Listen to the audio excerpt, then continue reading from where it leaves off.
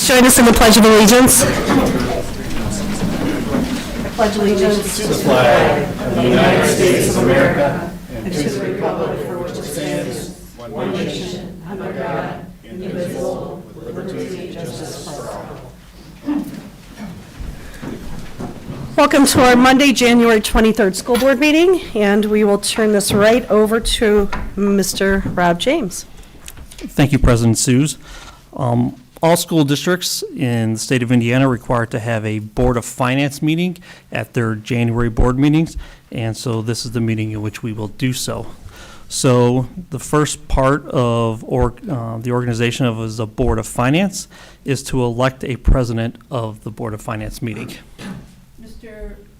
James, I would like to nominate Jennifer Medlin as the president of the Board of Finance and Nicole Kelly as the secretary of the Board of Finance.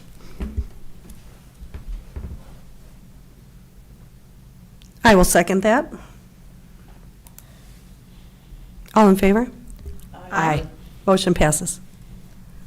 Thank you. Okay, the next part of the packet is to report on the fiscal health of the school corporation. This is in lieu of Senate Enrolled Act 549 in 2019. And in your packet, you will see 5 different charts and graphs that have been developed by the State Fiscal Indicators Committee. And the purpose of this is to have standards in which all school districts will look at their fiscal stability and their health, so that a school board can know if a school district is kind of having financial problems, maybe enrollment problems, and review it regularly so they don't get too far down a path where it's going to be hard for them to make things up. So the first chart is shows our ADM, our student count, and you will see from the blue bar graph there that our school district has had a steady enrollment for the entire period here. In 2021, our enrollment was 9166. In 21-22, it was 9,228, and as we have previously reported, our enrollment this year is down 134 kids to 9,094. We're kind of expecting a similar decrease next year for the same reasons as high amount of seniors in our graduating, with a smaller amount of kids coming in as kindergartners. So the important thing is that we are aware of that change and how that affects our funding. The second graph shows what the fund balances are in total for all the funds on our books. And you will see in 2014, at the start of the graph, we had a little bit more money, but that slowly declined over the next 3 or 4 year period. That was mainly because of us giving salary and wage increases to our employees to maintain that good work site, but not keeping up with maybe the revenues that were coming in from the tuition support. But in 2018, the General Assembly put more dollars into the tuition support funding formula, and in 2019, our taxpayers approved our operating referendum. So that's when our fund grew. And you can see in 2021, the total balance of all our funds was about $46.8 million. You will see that all these graphs are about a year or two behind, and that's just because that's when the data is readily available.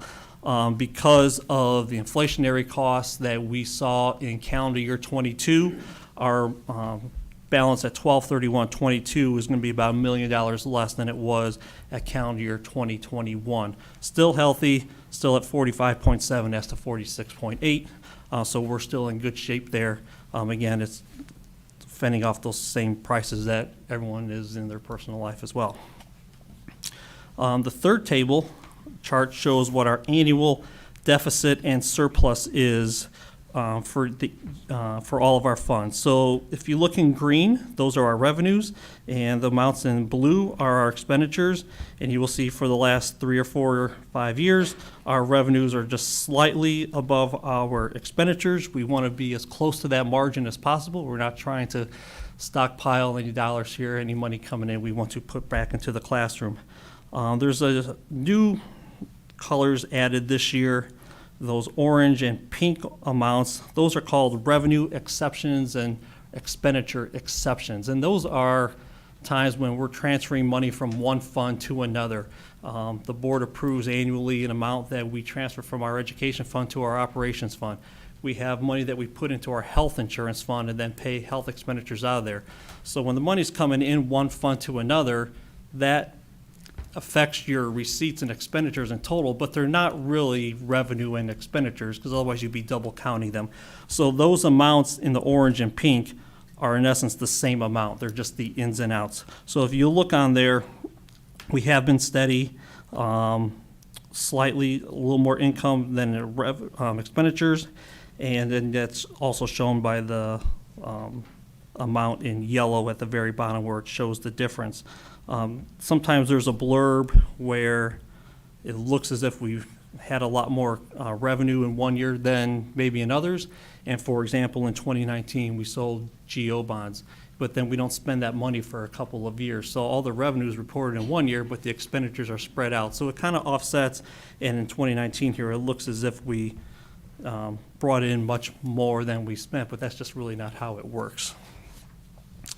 The next table is a fund balance as a percentage of our operations.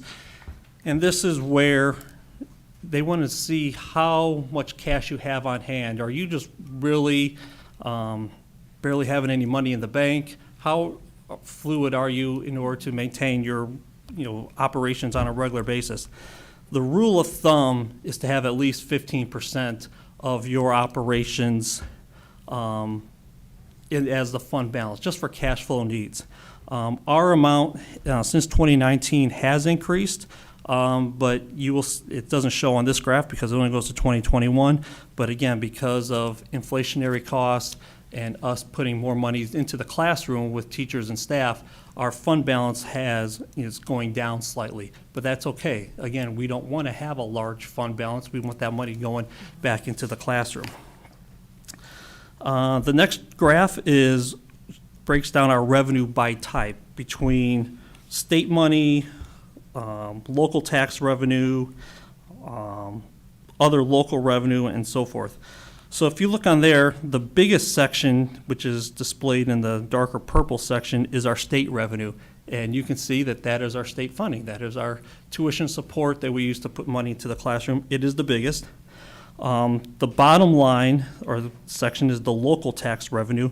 That's the money we get from property taxes, excise tax, miscellaneous fees. And you can see from here that has been very steady for the last 8 years or so. There's the section in the middle, which is more of a pink section, and that's considered other local revenue. And you can see that pretty much dissipated in 2019. And what that reflects is when the Lake Central School Corporation used to be what's called the LEA for the old Westlake Co-op. So all the money would come to us, we would make all the expenditures.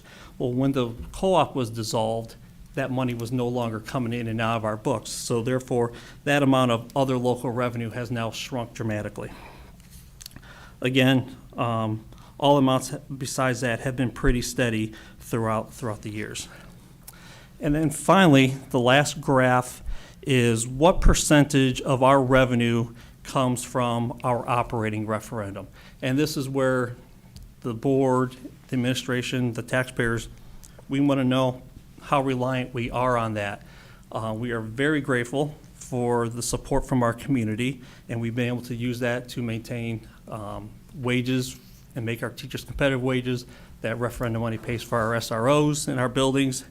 And you can see from this graph that in 2021, the operating referendum brought in about $9.6 million, and that is about 11% of our operating expenditures. So it's very important. It helps maintain the school district in a healthy way, and we are appreciative of that. So before I move on to any of the next sections, does anybody have any questions about any of these particular charts or graphs? No? Okay. The next requirement is to give a report on the investments for the school district for calendar year 2022. We don't do any official investments besides like a money market sweep account with our banks. Up until this year, interest rates have been so low, trying to find CDs and lock us into a long term hasn't been worth the risk because, again, we don't try to have as much cash on hand. We're putting it into the system to spend. But you can see here on this page how much interest we have earned over the years. If you just scroll down, in 2016, we earned $38,000 of interest. In 2021, just last year, for the entire year, we earned $32,000 of interest. In 2022, we earned $445,000 worth of interest. So more than 10 times as much, and that is reflective is interest rates. So when the Feds increase interest rates to fend off inflation or so forth, we're fortunate that our banks pass those same interest rates down to us as businesses. And we bank with Centere and People's Bank, two local banks. And we are appreciative of the bank's efforts, not just to keep all the money for themselves, but to pass it on to not only us, but to their other customers as well. So on one hand, it's, hey, great, we got $400,000 more of interest. But on the other flip side, many of our operating costs for gas and electric and so forth also increase. So it does offset each other. It's not just a bunch of found money. But we are appreciative of those additional sources of revenue. And Rob, what were the two banks you said? We bank with Centere and with People's. Okay. So speaking of that, the next piece is to adopt the annual investment resolution that is included in your board packet. And this investment policy states what we can legally invest our monies in, and these come right out of Indiana code. And it notes that we have had a relationship with Centere and People's Bank, and this resolution continues those relationships. So I seek your approval on the investment policy resolution. Move to approve. I will second that. All in favor? Aye.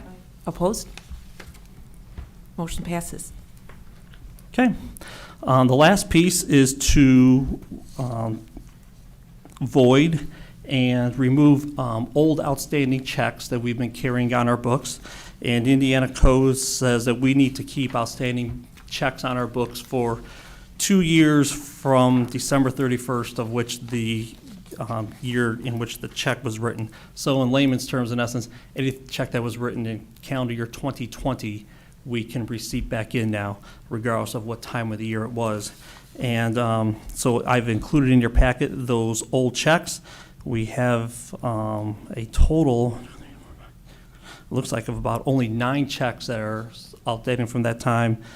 So I seek your approval to receipt those monies back into our funds. I'll make a motion to remove those outstanding checks.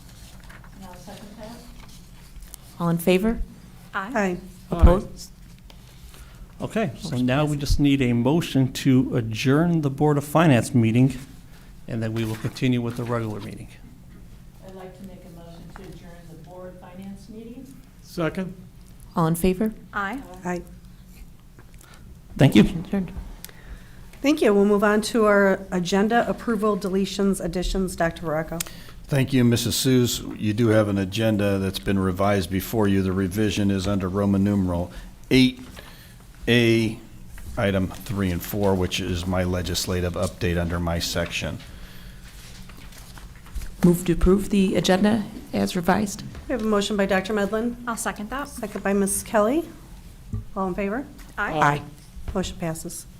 Is there any correspondence this evening, Mrs. Kelly? There is no correspondence to report on. All right, we'll move right into our liaison committee updates. Mr. Marshall, Thank you. Nothing to report at this time. Mrs. Kelly, I also have nothing to report for those committees at this time.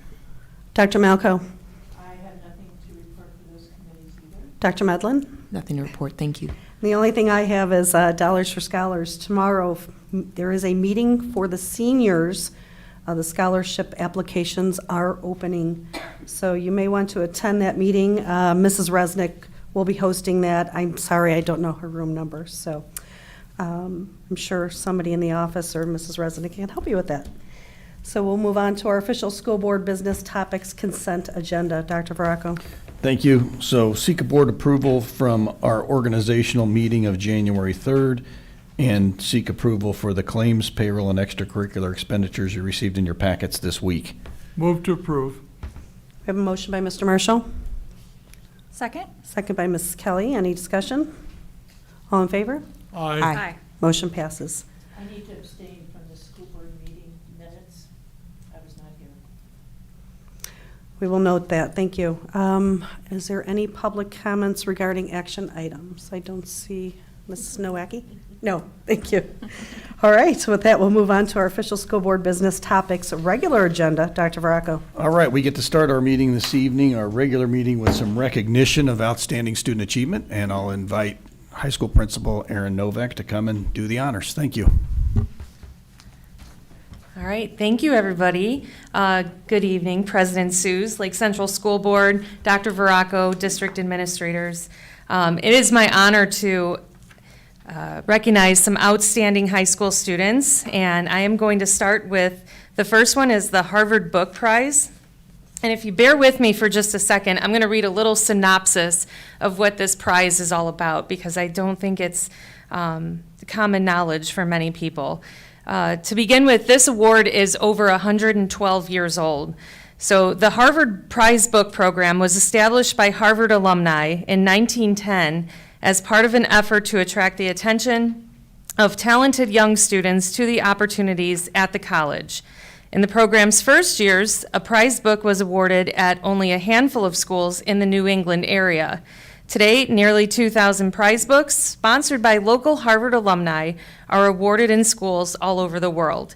And our alumni is Gwen Hockman Stewart, and she's from the class of 2002, excuse me. The prize book is awarded to an outstanding student in the next to graduating class who displays excellence in scholarship and high character, combined with an achievement in other fields. The winners of this award, through their intelligence and variety of achievement, exemplify Harvard's commitment to excellence. So the Lake Central student who is the proud recipient of this award is Alexander Crenshaw.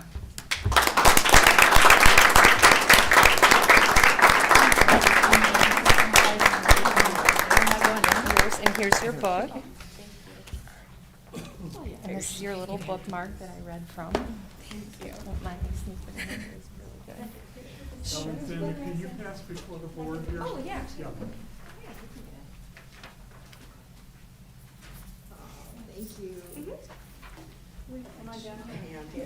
We'd like to congratulate you. That's such a unique honor. Thank you. Way to go. Thank you. Sorry. You're fine. Congratulations. Thank you. Thank you so much. Excuse me for not getting off. Thank you so much. Good job.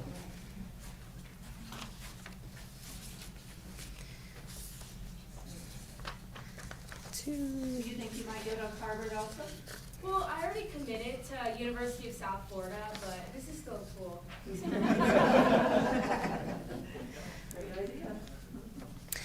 All right, now the next four individuals are being recognized for being Rising Stars of Indiana.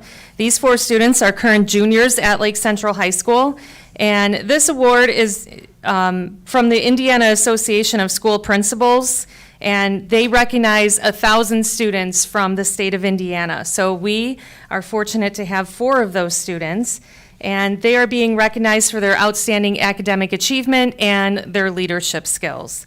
So I am pleased to call up Hunter Carroll.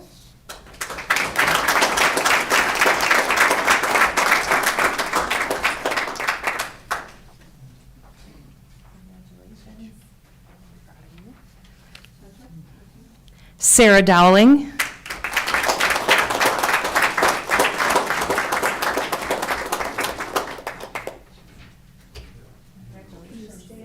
Hunter, congratulations. Hunter, stay up here. Hunter, stay up here.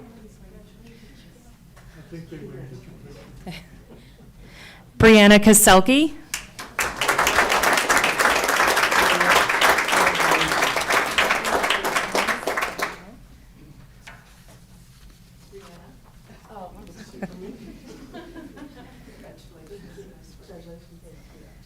And Cameron Rodriguez.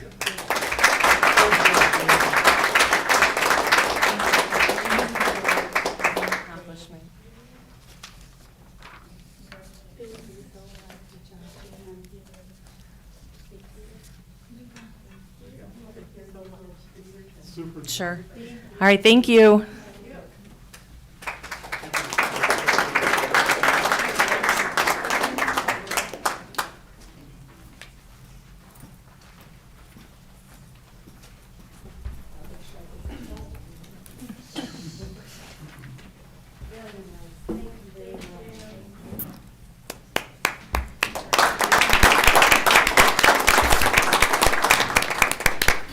So we are going to continue on with the business meeting of the board. If any of you need to get on to other activities, homework or other, this is a good time to exit.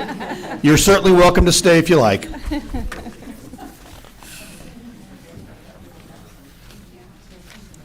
is, warning, we're entering the boring part of the meeting.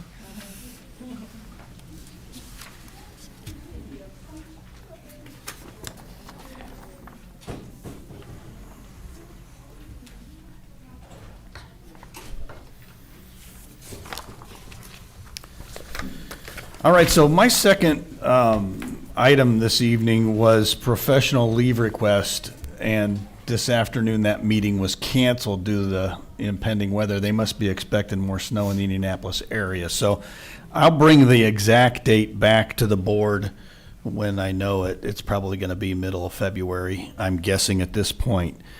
So no action required on my number 2. I'm essentially tabling it.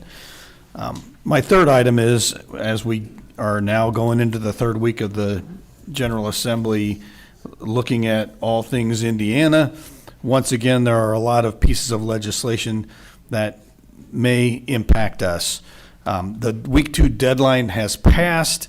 That deadline to submit bills in their initial form, and 218 out of 1,162 bills do impact education or relate to education in Indiana, and they're being tracked by the organizations that represent us, mainly the School Board Association, the Superintendent's Association, the Principals Association, and the school business officials. 3 pieces that came up for initial discussion last week that caught the eye of some people who send information to us. And again, this is a combination of information from the organizations I mentioned earlier, as well as the law firm of Kroger, Gardis, and Regas out of Indianapolis, who talk to some of us superintendents on a weekly basis to hear how we feel about some impactful pieces of legislation so they can relate it back to members of the General Assembly. Senate Bill 305 is an important one we're watching. It is what some people are terming the universal voucher piece. It is designed to remove income limits for families to qualify for a voucher. So we know currently a family of 4 making under $140,000 can receive credit for a voucher for some of their tuition towards a private school. 90%, if they live in our district, they would get 90% of what we as the public entity get for that student. This voucher bill this year is designed to remove that 90% and make it 100%, and also to remove the income cap, so all students would qualify. The total cost of this program has not yet been estimated by the Legislative Service Agency or other state authorities.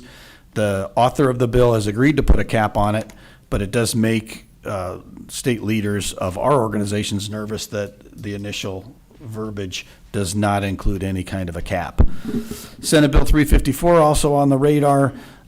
In this piece, the school, any school employee must notify a parent if a student changes or expresses a desire to change their attire. And there's plenty of gender neutral clothing items out there. I think of, since I go to the Y, Chuck Taylor canvas high top sneakers worn by all,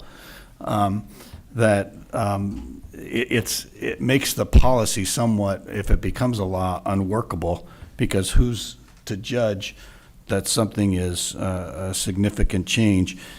It also brings some a lack of clarity in terms of the role of counselors as students confide in them.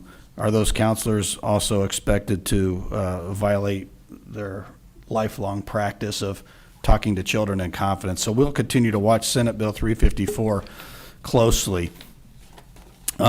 There's a piece out there in the House Bill 1498. It limits increases to revenue from operating referendum, like Mr. James was talking about earlier, to a 5% increase year over year. And if it's the total of the aggregate amount that we get, it really wouldn't be all that impactful. But if it gets down to individual properties, it remains to be seen how that might impact us. And then the other piece that really is on the radar is House Bill 1499, which includes language that would consider lowering the maximum 1% tax on residences to 9.9% over a 4-year period. So that would impact our operating funds, our bus replacement, among other things for other governmental entities as well. And I think the piece that caught my attention out of this is when the law was passed through that constitutional vote a decade ago, I was under the impression that the Constitution set the rates at 1% for residential, 2% for farmland, and 3% for businesses. And what that constitutional amendment did was it set the maximum at the 1, 2, and 3. And it does give the General Assembly the right, through a vote, to lower those tax rates, which could become impactful for us. We'll need to continue to watch that. Again, remember, ISBA State House Day is February 21st. We should consider attending that. If not that day, another day to visit with our elected officials to let them know where we stand on some of this legislation. But I also caution everybody to note that we are only in the beginning of week 3. So there's plenty of amendments to come and plenty of things to change. But I think it's important that we not lose track of those pieces that could most significantly impact the way we do business and the way we serve our students. So any questions on any of that from the board for tonight? And I'll continue to update the board as we go through this session. It is the long session, remember, so some of these things won't be resolved until the middle of April. So I do have a question, Dr. Bracco. Senate Bill 354, do you know the author of that? I didn't put that in my talking points, but if you go to the in.gov, it's easy to find it. So, okay, thank you. Thank you. We'll move on to our Director of Human Resources Personnel, Mrs. Mucha. Thank you very much. I am recommending that the following personnel items be approved. Motion to approve? We have a motion by Mrs. Kelly. Second by Dr. Malco. Any discussion? Hearing none, all in favor? Aye. Aye. Motion passes. Thank you. When we gave the raises, we saw that there was a discrepancy between the teacher substitute and the para substitutes per hour. So we are asking that we raise the 3 levels of teacher substitutes $5, and that will take care of that difference. Move to approve. Motion by Mr. Marshall.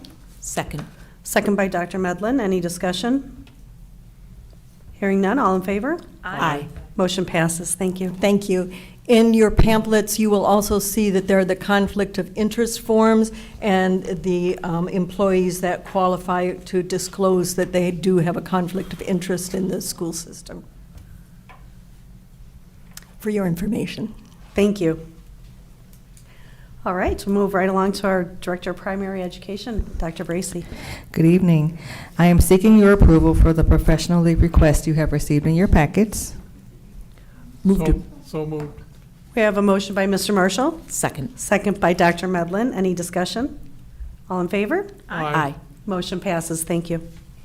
Also, I'd like to inform families of the enrollment dates for kindergarten and the information about the kindergarten parent information meeting and hands-on workshop. Kindergarten enrollment opens online from Monday, March 20th through Friday, March 24th for students who will be 5 by August 1st, 2023.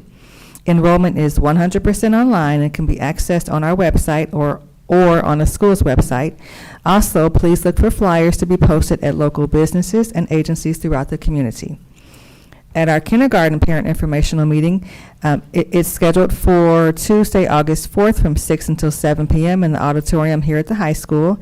The presenters will include kindergarten teachers, ELL staff, the early childhood program, and administrators. Parents will receive tips on transitioning to kindergarten, preparing for the first day of school, kindergarten books to read, writing tips, learning letters, learning the ABCs, letter formation, all types of math and patterns. You're welcome. Thank you. Thank you. We'll go to Director of Secondary Education, Mrs. Castaneda. Thank you. For my first item, I am seeking your approval for the professional leave requests. Motion to approve those leave requests? We have a motion by Mrs. Kelly, and I will second that. Any discussion? Hearing none, all in favor? Aye. Motion passes. Thank you. For my second item, I am seeking your approval for the field trip requests. I'd like to make a motion to accept her request. We have a motion by Dr. Malco, I'll second that. second by Mrs. Kelly. Any discussion? Hearing none, all in favor? Aye. Aye. Motion passes.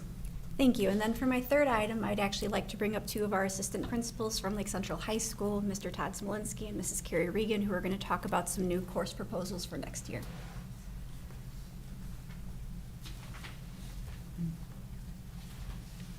Good evening. Mr. Smolinski and I would like to seek your approval for some new courses at Lake Central High School for the 23-24 school year. Last year, we came to you and we started talking about the next level programs of study, and that's a pathway through the Governor's Workforce Cabinet. So if you recall that, this is just kind of in continuation. So in order to get concentrator status, we have to offer 3 different courses, and that's what we're seeking this evening. I know Mr. Smolinski actually has a couple capstone ones, but I'm not going to steal his thunder. So for mine, with the business department, there's 2 in computer science. So the first one, Topics in Computer Science, is actually a brand new course that we've not offered before. Our teacher, Mrs. Danielle Carr, has done a phenomenal job the last couple of years with our computer science courses. I think she's definitely been growing the program. Students are very interested. In fact, she took over our robotics club this year as well. So she's doing phenomenal in there. She plans to go to professional development over the summer to get more help and guidance for this new course. The next one would be computer science. Actually, this is just more or less a name change. Because it includes our AP Computer Science A course, which we currently have. So just to go along what the pathway or the next level program study pathway is, that's really just a name change for that one. And then the next one is part of our entrepreneurship pathway. So Mrs. Dawn Combus, she took over some of the classes this year. She was on sabbatical last year. When she came back, she actually went through training while on sabbatical so she could teach some of these courses for us this school year. The small business operations is actually the last class in that pathway before the capstone in order for students to receive the concentrator status as well. So the small business operations is actually also a dual credit class, and she is already credentialed through Ivy Tech to teach that class as well. That's actually it for my 3 courses. Thank you. You're welcome. Good evening. Thank you for having me. So I'll just kind of continue with that. There's all the CTE courses we're going to offer, and currently our Understanding People and Culture course that we'd like to offer this upcoming school year will complete the Human and Social Services pathway that we have. That will actually be our 3rd course that a student would need. We are offering the first 2 right now, so that would complete that, and it would count for graduation and help if a student would like to enter into this type of service after school or after they graduate high school. If they're going to go in an industry like social work, this is a great pathway. So we're really happy that we could offer that to our students, and that will be in our fax department. The other 2 I have on here are automotive service capstone and precision machine capstone. We more or less have these in what we call like AM Auto or Auto 2 in our 3rd year machine program. So this is more just kind of to change that language to match what next level pathways are. And that capstone isn't necessarily a requirement for graduation, but it's a culmination of their study in those programs. So we're excited that we could just continue to offer that to our students as well, and prep those students who may go into a tech school or go into the workforce right after high school. The last course I would have in the CTE vocational is our digital electronics, our engineering program here. So we're excited that we have 3 courses we offer in engineering right now, and this would be the 4th course. It's also a concentrator course, so it would also count for graduation, but I think it's also going to allow those students who would like to continue engineering and just go through 4 years of engineering classes here, we'd be able to have that available to them as well. So it's a very interesting course, and we're excited to offer that. So those would be the kind of the CTE, and if you notice, the last one is just an elective we have in our PE for sports officiating. So, but that's all I have. But thank you very much. That elective with the PE, that it's really an interesting spin to have students refereeing games and being able to do that. That's a really great idea. Yeah. Could you clarify, when Sure. you talked about capstone? Yeah. That's not the same as the capstone with the diploma that Mrs. Clark worked with, that's a different. Correct. For That's a advanced different- placement. Yeah, the AP capstone is culmination of research and the seminar class. So that's completely different than what Mr. Smolinski's. So I don't think I understood yours then. Could you explain? Oh, okay. So the capstone it's our triple block class that we have. We traditionally call it AM Auto, let's say, for example, and so our vocational kids would have been doing that for years now. But to convert to the next level, we have to kind of change the name and match the course number and kind of match up to what the requirements are. So it's more just an adaptation of what we're kind of doing already. So, yeah. Right, yeah. So typically you see your third year or fourth year student would go into those programs. So. All right, and then the first one that Mrs. Carr was working with in computer science, Yes. what is that one about? The topics in computer science, that is going to be the second course in the pathway. So that's one where it's really just kind of getting kids to understand what computer science is all about, and it talks about the different disciplines within the field, you know, the different things that they can go into, how they can use it, why it's important.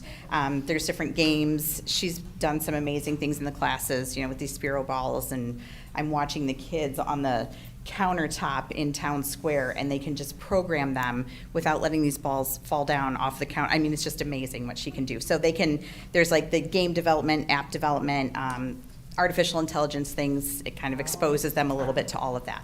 Okay, that makes sense. Thank you. You're welcome. Thank you. Any other questions? So these course proposals will go forward this year. Sometimes we don't necessarily have the interest at first for them, or we don't have enough students interested in to warrant a full section, and so they may go on a rotation, but we wanted the board to be aware of all of them in case we do get enough enrollment to make them a course for next school year. Thank Do you. we have the teachers for all of them? We do. Thank you. We'll move on to our Director of Student Services, Mrs. Gramala. Thank you. So tonight I wanted to give you an update on our special education funding and also our annual results-driven accountability review from the state. So beginning with our funding, and I realized as I was sitting here I forgot to change the date to 2022 on the first two slides, but the information is correct. So our funding for special education, we receive our federal grants, but then we also receive our APC funding. And so that is based on our student count and the different disability areas of students that we serve. So every year on December 1st, we just look at the number of students we have and report that out to the state. So our total APC funding for this year is $6,125,006. So this is an increase of $677,823, so it did go up this year. The next slide shows our different funding groups. So the state divides our students into groups based on what they sort of expect the level of service needed by those groups to be. So our Group 1 students are our highest funding level, and you'll see in your packet that our funding increased for each area this year, with the exception of our speech and language students. That's always a flat rate. But so when our legislators talk about putting more money into K-12 education, this is one way they are doing it, by increasing the funding here. It still, doesn't fully serve our students, but we always like seeing an increase in dollars. So you'll see that the funding, like I said, went up for each area, and we also increased students in every area except our Group 1 students, which was only down by 3, so that was a minor change. The next slide shows our total number of students receiving services, and I've kept this running since 2013, since I entered into this position, and we have had an increase just about every year. So we are up to 1,551 students with special needs being served in Lake Central. That is up 31 from last school year. So it is an increase, and we continue to climb. I just talked to a parent today who's moving here from Joliet, and one of the reasons they chose their home here is because of what they hear about our programming. So it's a good thing to have a good reputation. So then the next part of my presentation is every year we are evaluated by the state on what they call results-driven accountability, and it includes our compliance, our data reporting, and then also the performance of our students with special needs. So it's a long form that they give me, and it's not really easy to translate, but I put the highlights on here. So our data reporting score was 100. We issued all of our reports in a timely manner and did a good job there.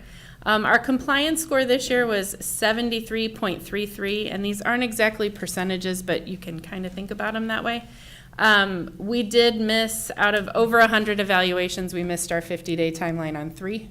And those were all due to parents canceling conferences. So we have a certain number of days we have to meet and hold the, complete our evaluation and hold the conference. We work to always get that evaluation done, so we have some wiggle room in our scheduling with parents, and things come up and things happen. So we'll continue to work on that, but it's not anything I'm incredibly concerned about.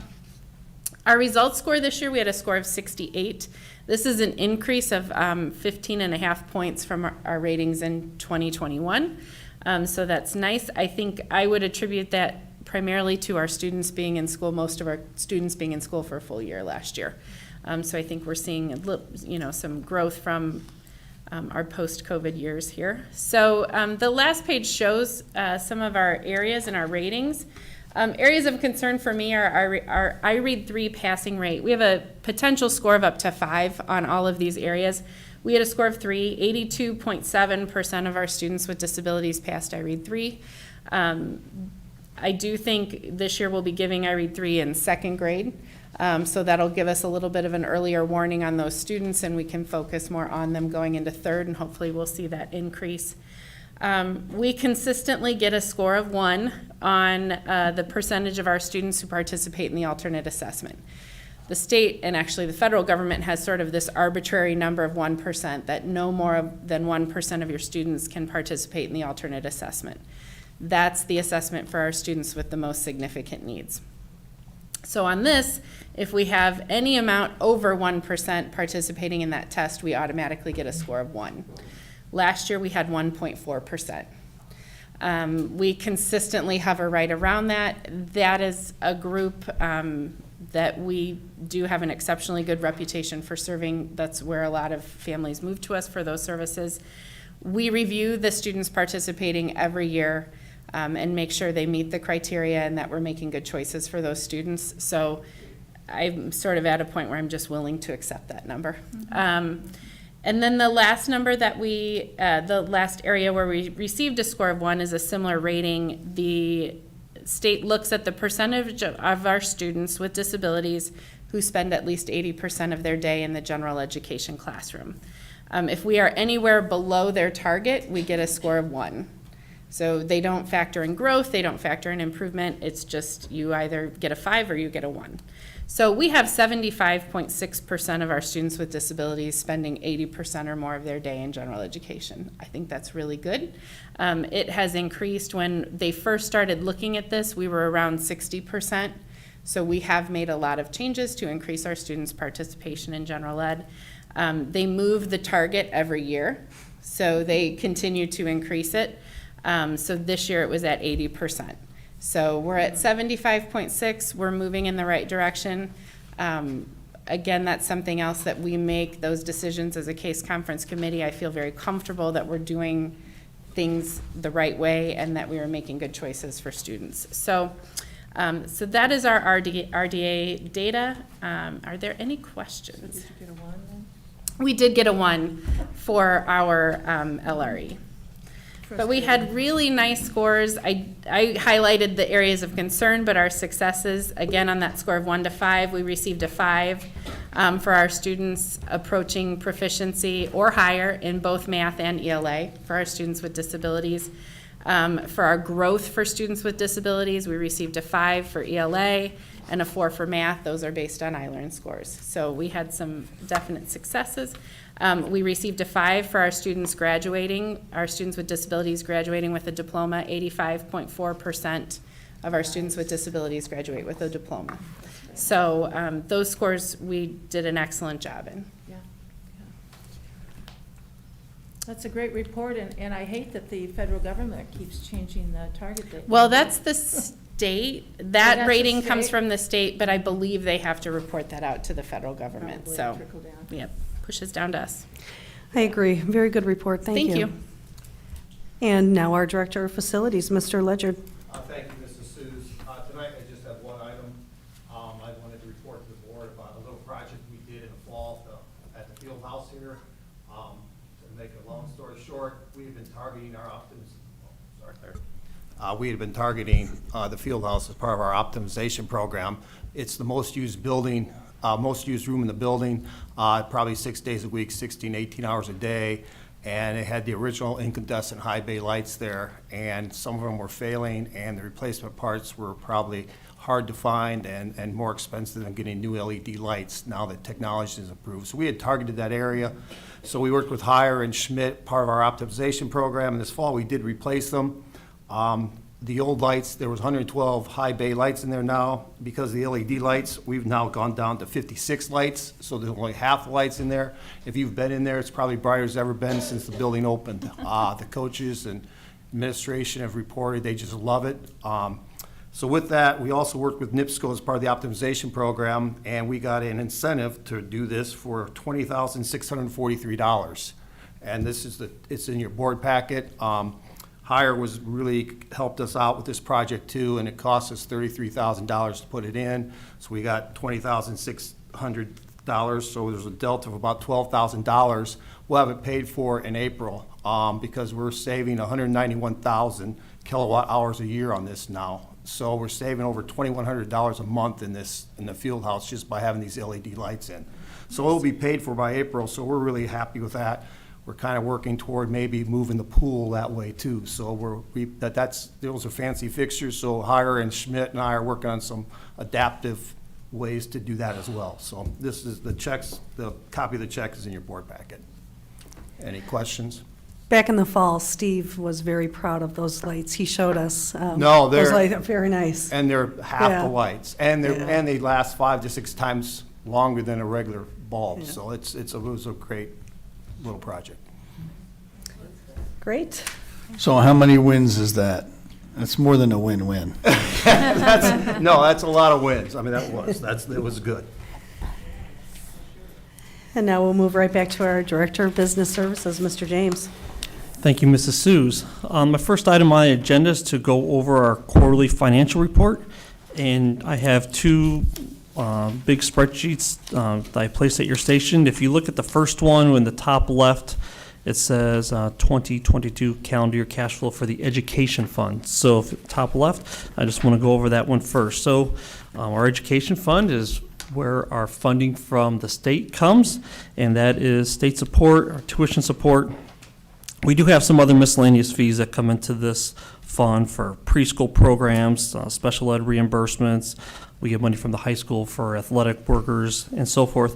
But if you look on the far right, for the receipts, we had $67 million worth of receipts into our education fund in calendar year 22, of which approximately 65 million of that was from tuition support. For tuition support, you have to actually add the first 3 lines together, but that's a whole nother story. So as you can see, most of our funding is dependent on that state funding formula.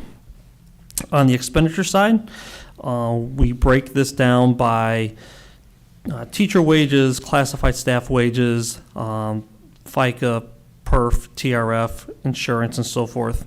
And you can see that we had $61.5 million of expenditures in that fund that were direct expenditures. I talked about earlier how we transfer money from this education fund to the operations fund. So of the $61.5 million, approximately $59 million of that was for salaries and benefits for classroom expenditures. This does not include any sort of operations with custodial or food service anybody. These are direct classroom expenditures. And so that's where we're putting the money into salaries and benefits to retain good staff members here and provide them the benefits that we can. What we like to do is always look at the bottom right-hand corner where it shows how did our revenue compare to our expenses, and you will see that for calendar year 22, our education fund operated in the positive at about $182,000. That is pretty close to the margin, and as I said, we want that as close to zero as possible. We're not here to grow a balance. So any questions on this? Just a couple other notes. Dr. Varacco may have mentioned earlier about, maybe he didn't, but the state doesn't want school districts to transfer more than 15% of the money out of their education fund into their operations fund. We transfer about 8%. So we're not flirting with that. Again, we're keeping more dollars and driving them into the classroom here. So we have a cash balance of approximately 10% of our annual expenditures. And again, that's just for cash flow needs at any given time. So any questions on the education fund before we move to the next one? Okay.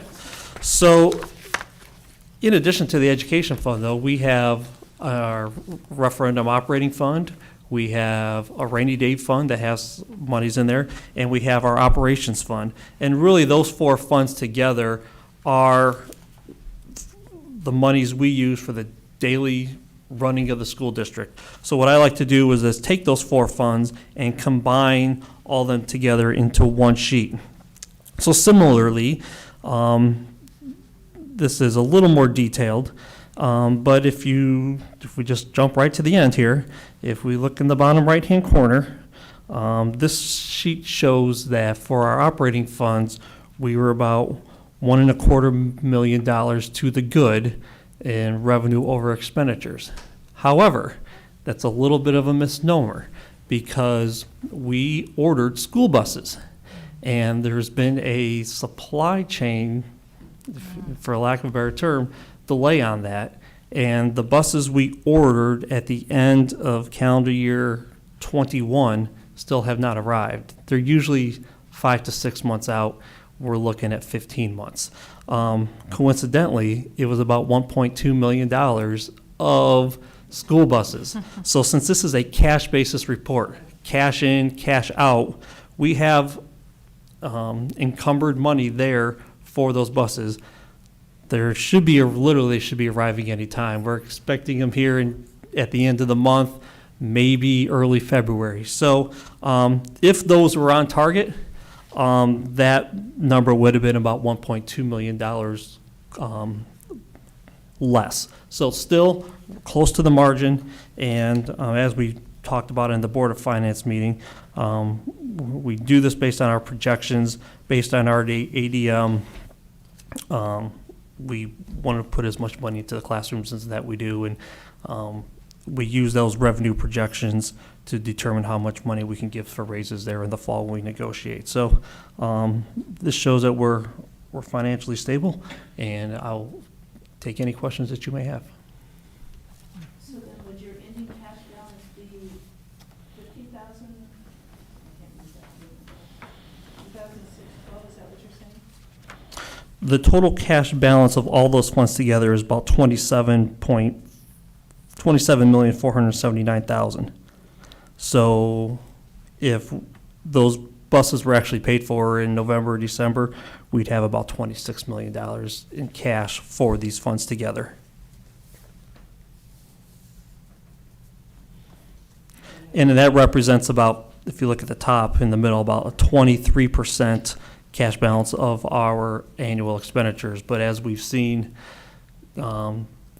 prices increase. We have a pretty good control over our payroll and our benefits, what those are going to be, although we had some health insurance issues this past year as well.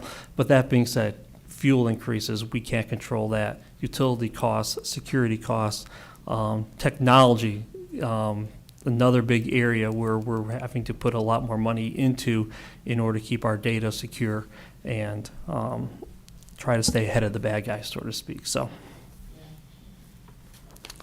any other questions? All right, thank you. My next item is I'd just like to report to the board on our tax collection rate. So on December 22nd, all taxing units in Lake County received tax settlement, which is the second distribution of our property tax dollars. And I'm happy to report that we had a collection rate of 98.86% of the money levied was collected. So that rate is very consistent to what we've historically had since I've been here. And I just want to thank our local taxpayers for paying their tax bills. Us and all and the towns and everybody appreciates that. You're welcome. So thanks, Howard. Thanks, Howard. My third item is semi-annual approval that I seek for. So when a family pays their textbook rental bill, there are charges for the textbook rental, and there are the consumables, the fees that are attached to the course, and then there are some general fees for like the agendas and the IDs and print cartridges and so forth. Well, those other general fees are paid out of our education fund, even though all the money is receipted into the textbook rental fund. So in order to follow the money, we determine how much money was collected for those general fees for the 6-month period, and then I seek the board's request to transfer that money out of the textbook rental fund and back into the education fund in order to supplement those costs for where those expenditures are paid. So that being said, we collected $146,271.97 of general fees from July 1 through December 31st, and I seek the board's permission to transfer that said amount from the TBR fund to the ed fund. So moved. The education fund. We have a motion by That's Mr. okay. Marshall, I'll second that. second by Ms. Kelly. Any discussion? Hearing none, all in favor? Aye. Motion passes. Thank you. And I seek the board's approval for the professional leave request in your board packet. Move to approve the professional leave request. A motion by Dr. Medlin.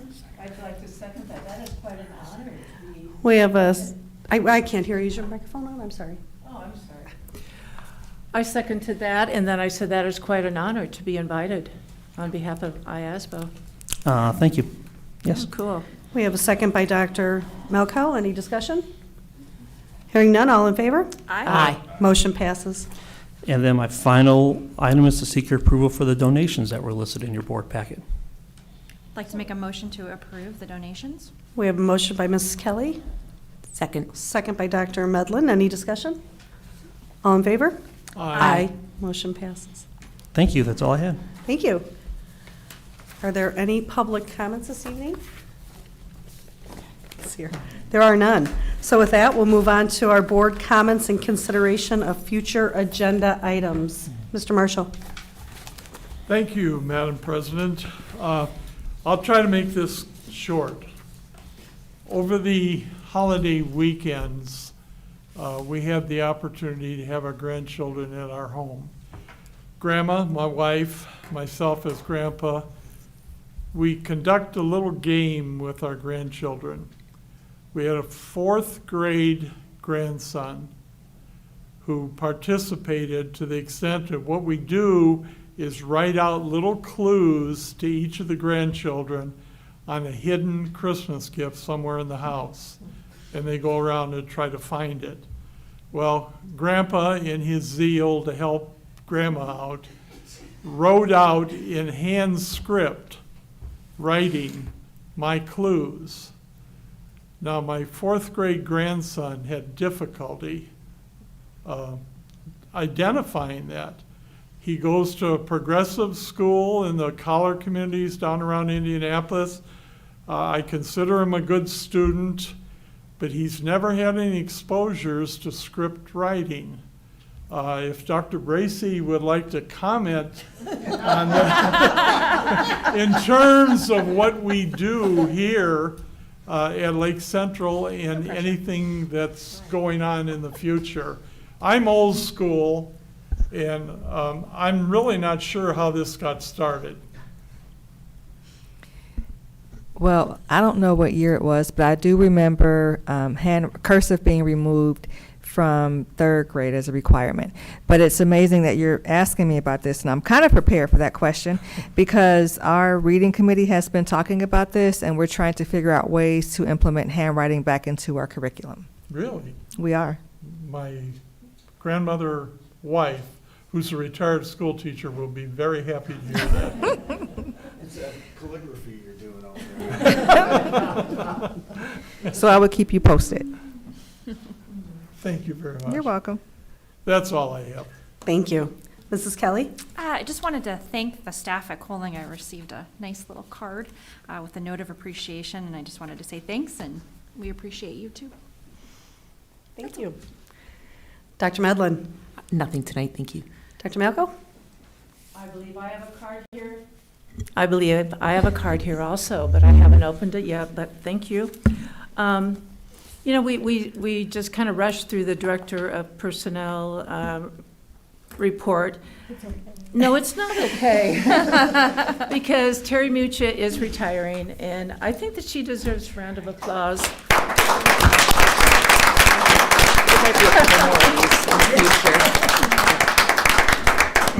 She's been a wonderful addition to our staff, and really hate to see her go.